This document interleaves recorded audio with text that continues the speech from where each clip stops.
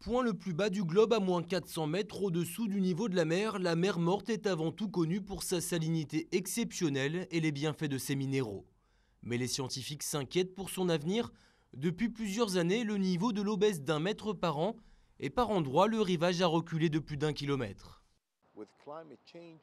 Avec le changement climatique, nous recevrons encore moins d'eau pour nous permettre de garder la mer Morte au-dessus de son seuil de déclin.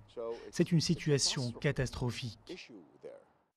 La Jordanie est l'un des pays les plus arides du monde et donc l'une des premières victimes du réchauffement climatique. La mer Morte est un site écologique et touristique incontournable que les autorités jordaniennes semblent décidées à protéger. Il n'existe qu'une seule mer Morte et elle a le taux d'oxygène le plus élevé du monde. Nous devons faire quelque chose pour la sauver et amener plus d'eau dans la mer Morte.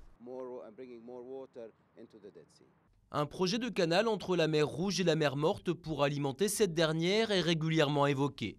Mais les écologistes craignent que les eaux de la mer Rouge ne bouleversent l'écosystème particulier de la mer Morte.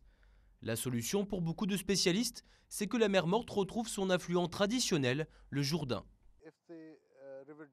Si le Jourdain est réhabilité, il déversera de l'eau dans la mer Morte et finalement, le niveau remontera. Il y aura moins d'évaporation qu'avant et la mer reviendra à son niveau naturel. La Jordanie, la Syrie et Israël puissent allègrement dans les eaux du Jourdain. En tout, 95% du flux total est détourné pour l'irrigation, asséchant littéralement la mer Morte. Et le conflit israélo-palestinien empêche les différents partis de négocier des mesures de préservation.